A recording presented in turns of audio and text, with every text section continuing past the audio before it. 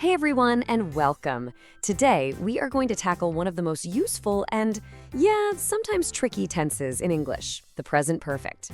My goal is to get you so comfortable with this that you'll see exactly how it connects something that happened before to what's happening right now.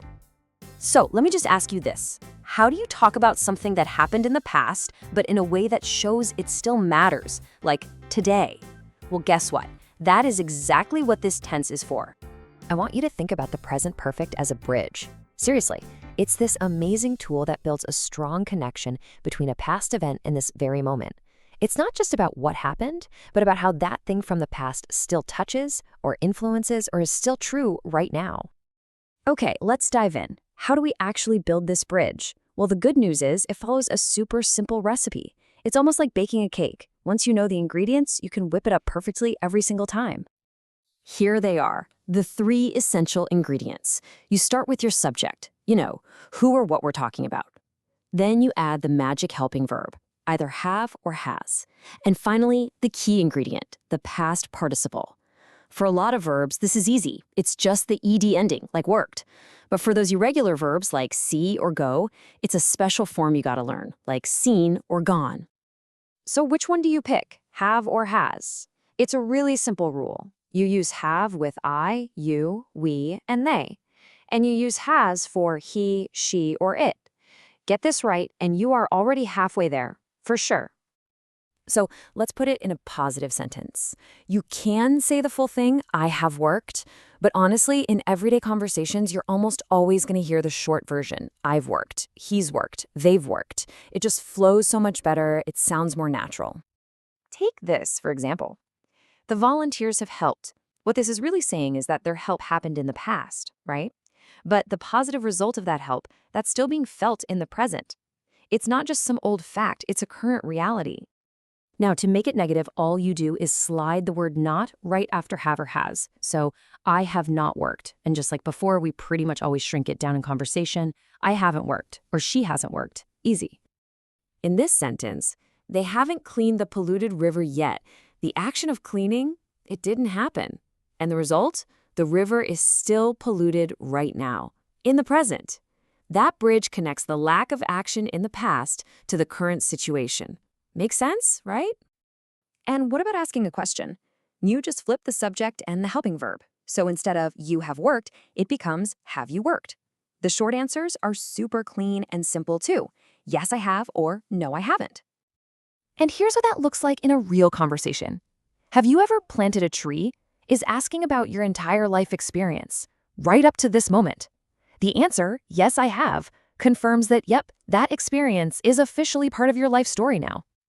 Okay, this is where it gets really interesting. It's one thing to know the recipe, but knowing when to cook, that's the real skill. The present perfect has three main jobs. You can think of them as three key missions. That's right, just three. If you can remember these three missions, you'll know exactly when this tense is the perfect tool for the job. First up, we use it for an action that kicked off in the past, but isn't finished. It's still happening, it's still true, or it's still going on right now. You could call this the ultimate unfinished business tense. See how this works? Scientists have known, means they started learning about it back then, and guess what? They still know about it now. That knowledge continues from the 1980s all the way up to this very second. The second mission is for a past action that's totally finished, but its consequence, its result, is something we can see or feel right now.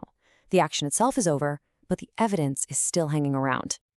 So picture this. An earthquake happened yesterday. That's the finished action. But the sentence, it has destroyed the village, isn't focused on yesterday. It's focused on the result now. We're talking about the state of the village today because of what happened. The bridge connects that cause to the current effect. And the third mission is all about life experiences. When you want to say you did something at some point in your life, but the specific date doesn't matter at all. The present perfect is your best friend. The focus is all on the experience itself. When did I go? Doesn't matter. Who cares? What matters is that this experience is part of who I am now. I have been, basically puts that memory on my life's resume. It's in my story, and my story continues up to the present. All right, you've got the structure, you've got the main uses down cold. Now it's time for some pro tips to really help you master this thing. Think of these as the little signals that tell you when to use it and a common trap you gotta watch out for. Keep your eyes peeled for these signal words. They're like little clues. If you see for or since, it's often pointing to that unfinished business. Already and yet are all about timing compared to now. And ever or never, those are classic signals for talking about life experiences. And here it is, the classic trap, been versus gone. But you know what? It's actually really simple. He has gone to Cameroon means he is in Cameroon right now. He's not here. He has been to Cameroon means he went, he had the experience, but he's back now. Gone means you're there, been means you're back. That's it. So there you have it. You've got the recipe, you know the 3 big missions, and you know the signals and traps. You have all the tools you need to start building your own bridges, connecting your past to your present with total confidence. And that brings me to a final thought for you. Using this tense, what's something you have done or have seen or have felt in your life that's still important to you today? What life experience have you had that you'll never, ever forget?